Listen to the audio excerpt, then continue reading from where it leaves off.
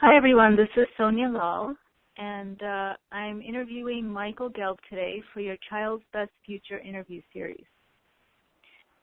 Michael is the world's leading authority on the application of genius thinking to personal and organizational development. He's a pioneer in the field of creative thinking, executive coaching, and innovative leadership. Michael brings more than 30 years of experience as a professional speaker, seminar leader, and executive coach to diverse international clientele. He's the author of 14 books, including the international bestseller, How to Think Like Leonardo da Vinci, 7 Steps to Genius Every Day. He's also written books including Creativity on Demand, Innovate Like Edison, Discover Your Genius, and Thinking for a Change. Michael's books have been translated into 25 languages and have sold more than 1 million copies. Thank you so much for joining us today, Michael. My pleasure. Thank you. So, Michael, we're so excited that you're here today to tell us about how high school students can activate their genius. Can you tell us a little bit about how you got into this field and how all this could be useful to high school students? Sure can. When I was in high school myself, I thought a lot about the world. It was a very difficult, challenging time. There was the Vietnam War. There were problems with race relations. The world seemed to be in chaos, and I guess it kind of seems like that today. So I guess nothing's really changed. Right. But like many students, I wondered about my role in the world and what would be my contribution and how could I develop my talents and how could I make a difference, how could I help others. And when I looked at politics, when I looked at the conflicts I saw around me, it occurred to me that most people, whichever side of the political spectrum they were on, most people weren't really thinking. Mm-hmm. They were just, what a concept, they weren't really thinking. They were just reacting out of their habits and their conditioning. Mm-hmm. And I thought, I want to study thinking. I want to study how to think, how to develop real thoughtful intelligence, how to find creative solutions. Because it was clear to me that to solve any of these problems, then and now, we need to get out of our automatic habitual responses. We need to learn how to think. We need to develop our ability to think creatively. And I thought that's what I want to learn. That's what I want to study. So I went to college. I studied psychology. And it was not all that satisfying only because it was mostly academic and theoretical. And I was interested in something more practical. So I traveled around the world and I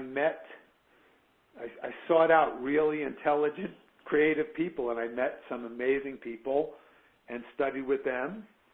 And my work evolved from there. I wrote my master's degree, and it became published as my first book, and it got translated into 16 languages, and it's been in print now for a very long time, for 35 years. So I just found myself getting invited to speak to people about thinking, and then I said, I need to keep learning about this, so now I've been studying it for many, many years, and that's how it all began. Wow, that's really amazing that you had that from such a young age, that curiosity about how people think.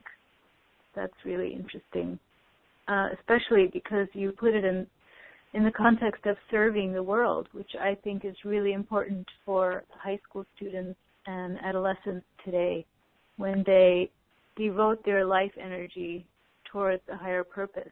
I think everything just comes together and, their life becomes more aligned to a higher truth.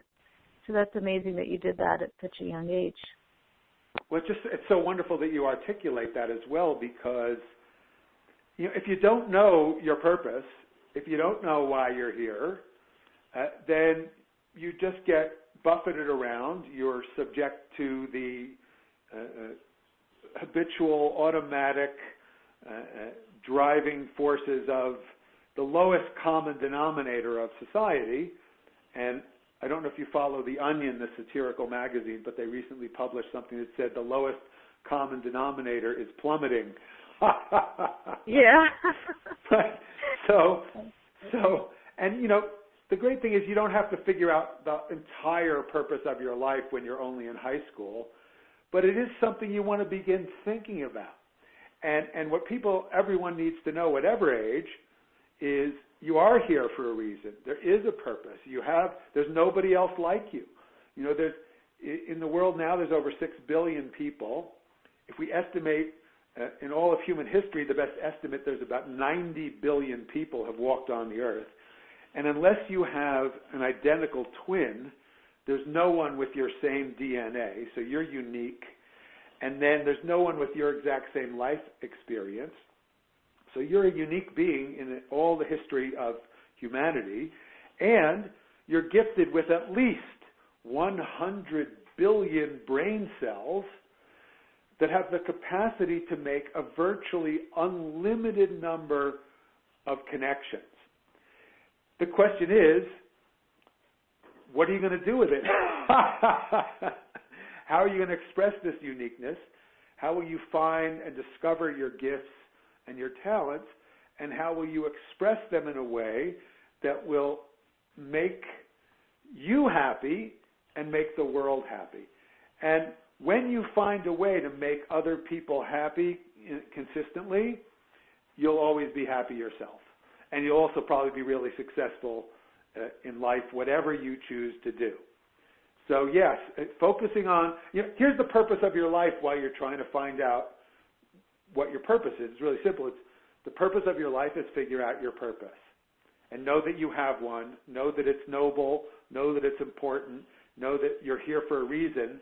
And then be curious about discovering what that is. And don't expect to figure it out overnight or even in the first year you contemplate it. Let it evolve as you go through high school, as you go through college.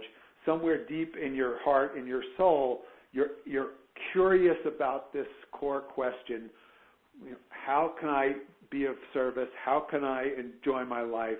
How can I make a difference?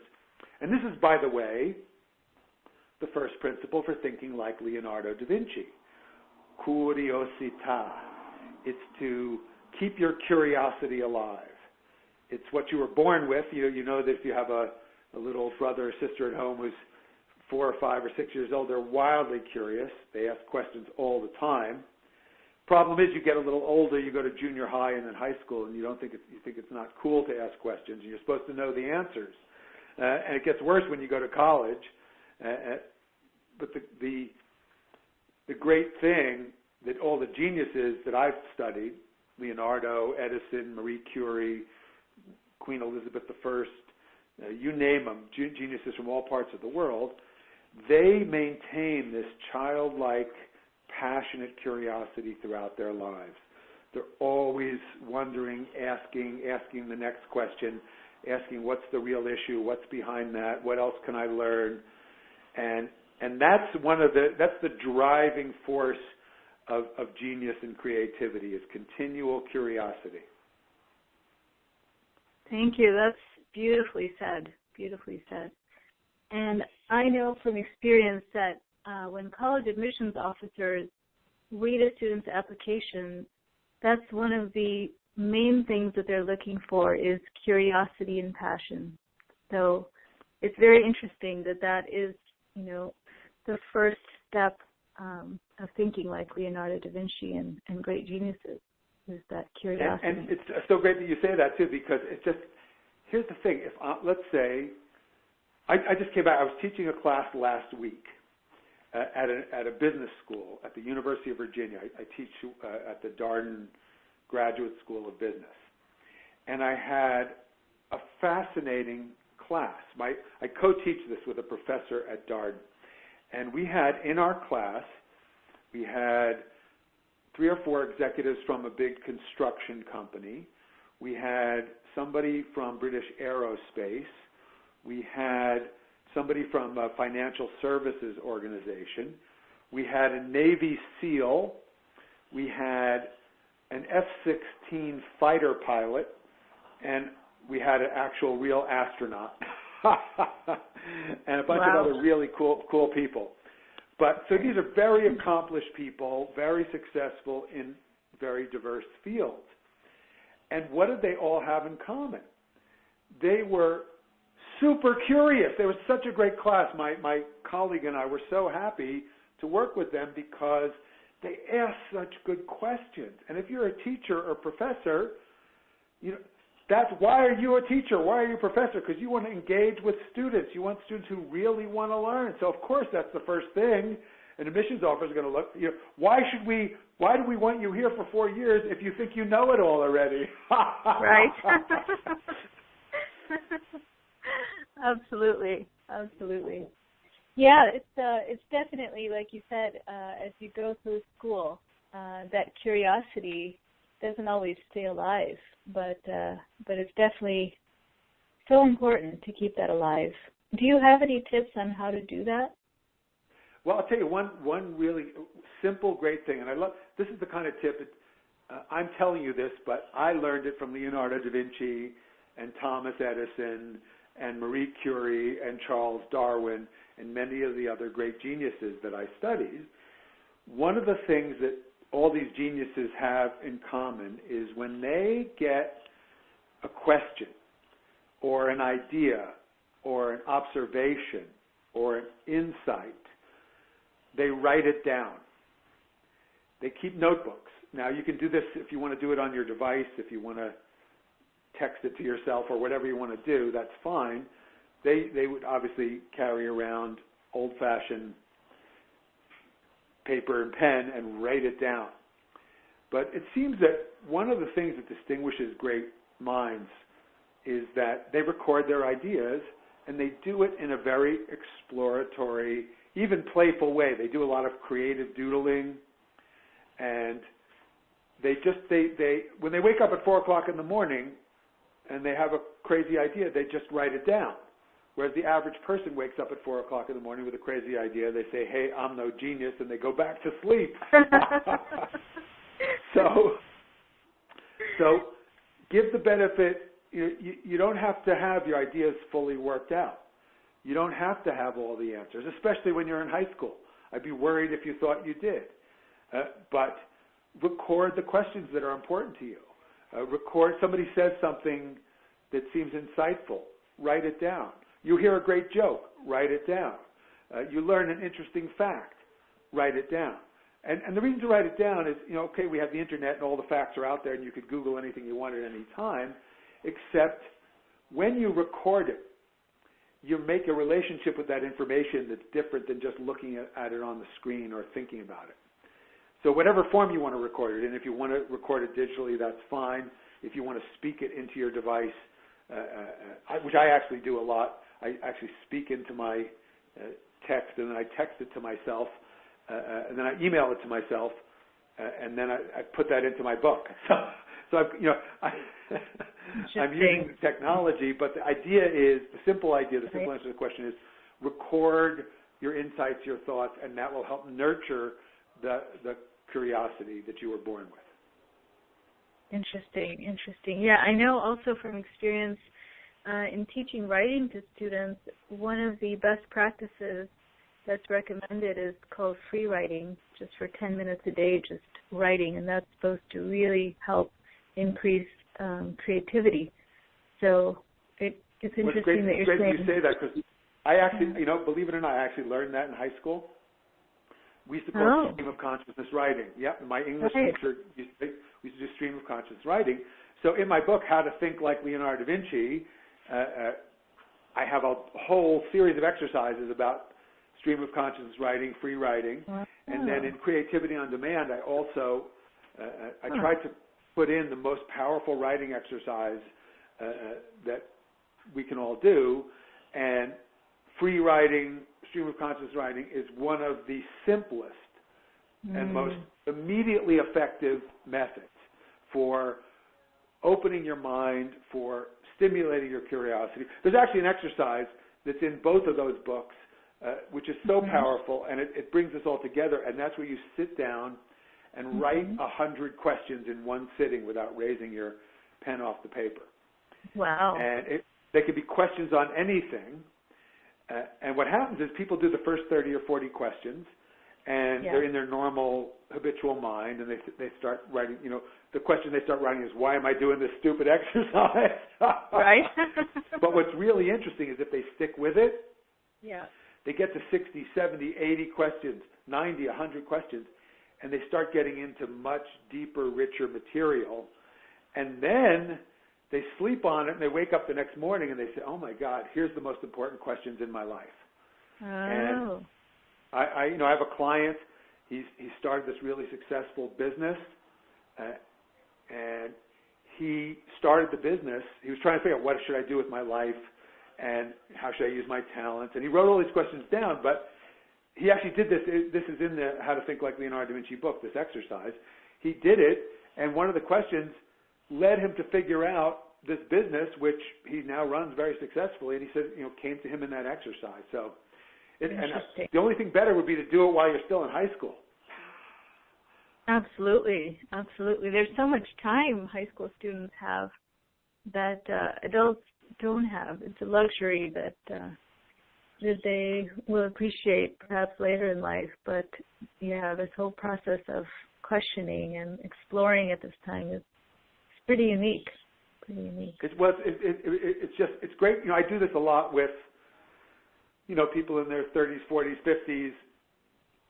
But ideally, I would love for high school kids to engage with this, and the sooner the better. It's much better to do education than re-education. Right. Definitely. Michael, what is the second principle of thinking like Leonardo da Vinci? The second principle for thinking like Leonardo is dimostrazione, which is Italian for demonstration. And it's a word Leonardo actually uses in his notebooks. He's giving advice to his students. That's how I developed all this, is I read Leonardo's notebooks, and I was curious. I asked the question, what is he trying to teach his students? And he gives really clear advice. The principle of dimostrazione, he's telling his students, learn to demonstrate things for yourself. Become an independent thinker. So at the time of Leonardo, 1452 to 1519, the problem, it was hard to think independently for two reasons. One, of course, was the limitations put forth by the religious institutions in Europe. The other was that you couldn't get information. Books were very hard to find. If you could find one, it would be in Latin, which you would only have learned if you were from a noble family. The challenge to independent thinking today, of course, is there's too much information. It's so easy to get overwhelmed and overloaded and lose the ability to really think for yourself. Now, Leonardo gives us advice on how to do this. He says, learn to contemplate diverse points of view. And this takes tremendous discipline. It also means to learn, what people don't realize is that to think creatively, you also have to think critically. So you're wildly curious, you ask lots of questions, but then you really think critically about things and independently and think for yourself. What do I really think about this? It's so easy to get pre-digested points of view from one side of the spectrum or the other, but can you look at different points of view? And the other thing is to be very, very critical of what is on the internet, because we live in a time of unprecedented spam. I mean, there's more good information that's available to all of us than ever before. But there's also more pure garbage, just a massive onslaught of marketing hype and lowest common denominator nonsense. So, you know, I do a lot of research in my books, and I use the internet all the time, but I look for original sources of quotes and research, and I try to corroborate them and get, you know, original journals. And whenever I can, I actually write to the person who wrote the article and see if they really said what they're quoted as saying. Oh, and wow. you'd be amazed how often they didn't really say what the internet says they said. Really? And, oh yeah, it's just unbelievable. You know, so my favorite quote is this one: Most of the information on the internet is reliable. George Washington.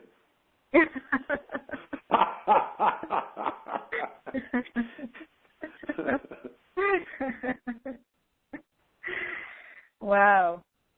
Okay, so it's a lot of critical thinking and yes. seeing for yourself, tracing things to the source, and not just believing whatever is, you know, passed down to you from the internet or other people. Yeah, very interesting. And that takes real discipline, because there's, you know, and especially when you're in high school, there's huge pressure to conform. There's huge pressure to just go along, because we all, you know, look, we all want to fit in, and we want to, you know, have social harmony, and that's great. But you can learn to have social harmony without being unthinking, without just going along with what everybody else, without parroting what everybody else is saying. Think critically about it. And that includes what your teachers are saying. And you can be diplomatic. I'm not saying you shouldn't be diplomatic, because the person you should think most critically about is yourself. Right? Oh. Critique your own ideas. Why do I think this? Why do I believe this? You know, what's the other point of view? What's an intelligent evocation of the other point of view? And most people, you know, people will say, well, there is no intelligent evocation of the other point of view because I'm right and you're wrong. Well, then you're not thinking. You know, if you want to, this is what liberal arts education used to be all about. You would have to be able to argue intelligently for different points of view. And that's called thinking. Right. And it's becoming rarer and rarer. People get one politically correct point of view, and that's the only acceptable one. And whether it's on the right or the left, doesn't matter what your idea of what's correct is or not. I'm just saying, what's it based on? Have you really thought about it? Have you considered the alternative? Right. You know, if you can't make a case, I could make a case as to why, for example, just take something that people might feel strongly about. I can tell you how our current president can go down in history as one of the greatest presidents or one of the worst. And I could make an equally compelling case. Right. Because I really have thought about the opposing point. I won't tell you which one I think, because I don't even really, you know, it's too early to tell. That's the other thing. History will teach us this about all the things we think we know. You're going to find out in a lot of cases history teaches you that you're wrong. But anyway, you get the point. It's just be able to think about real life issues from multiple points of view and check your sources.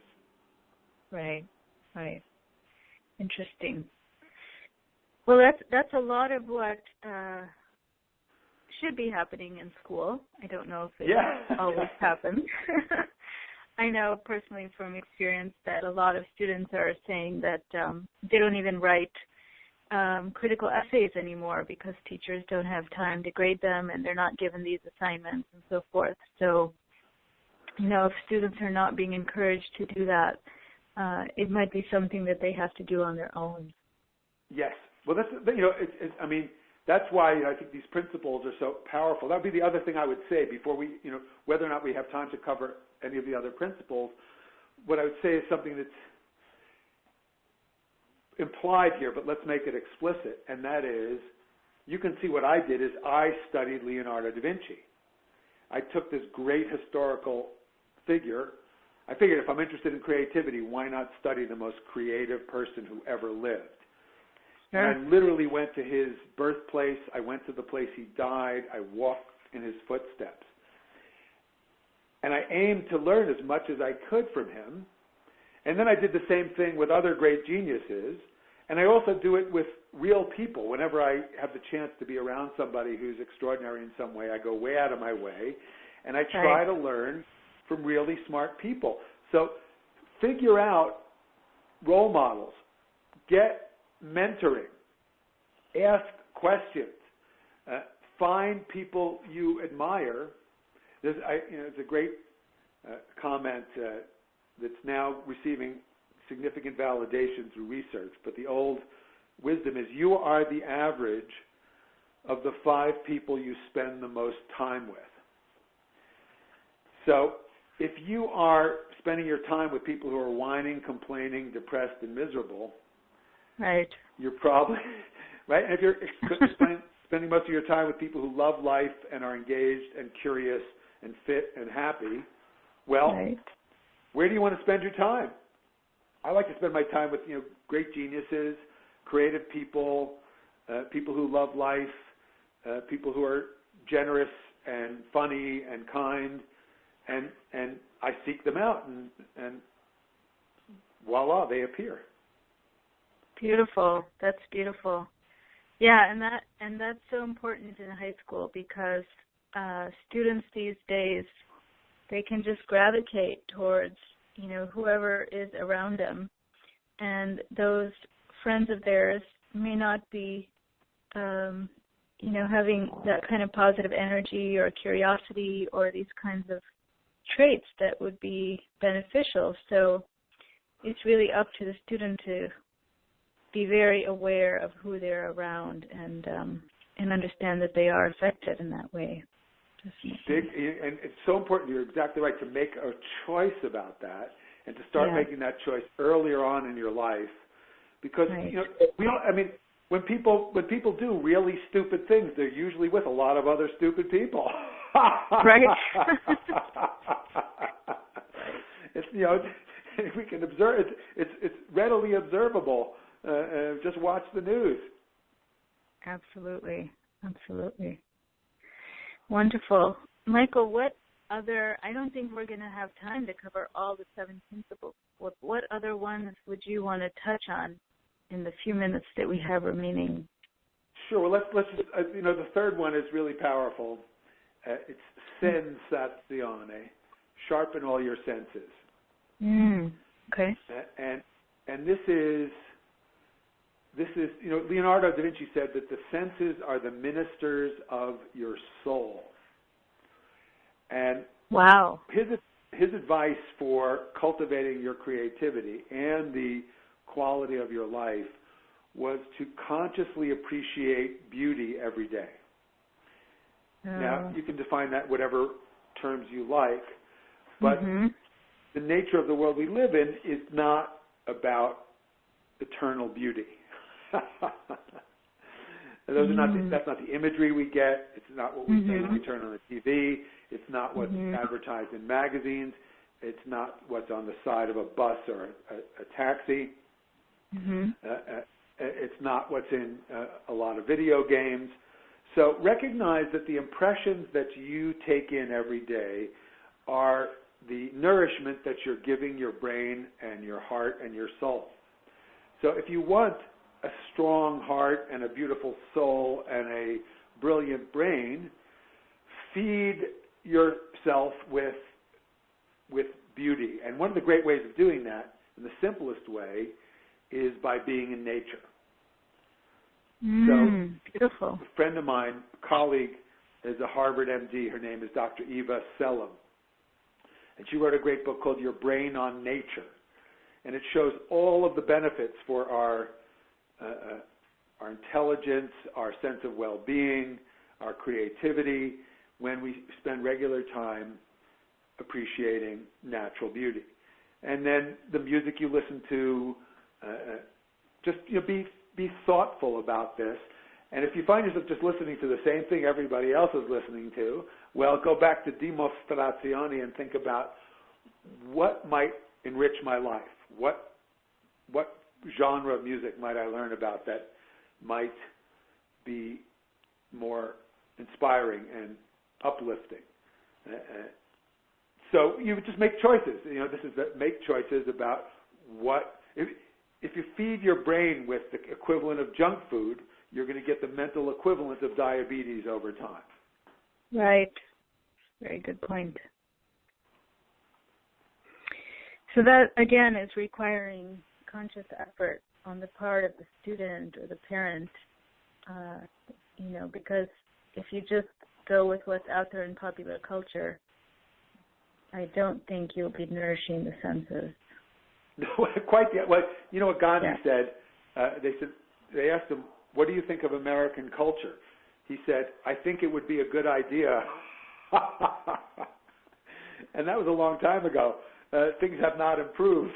But on the upside, here's the upside: is we have more opportunity, I can go right now. I'm looking at the mountains. There's a beautiful day here. I'm surrounded by nature.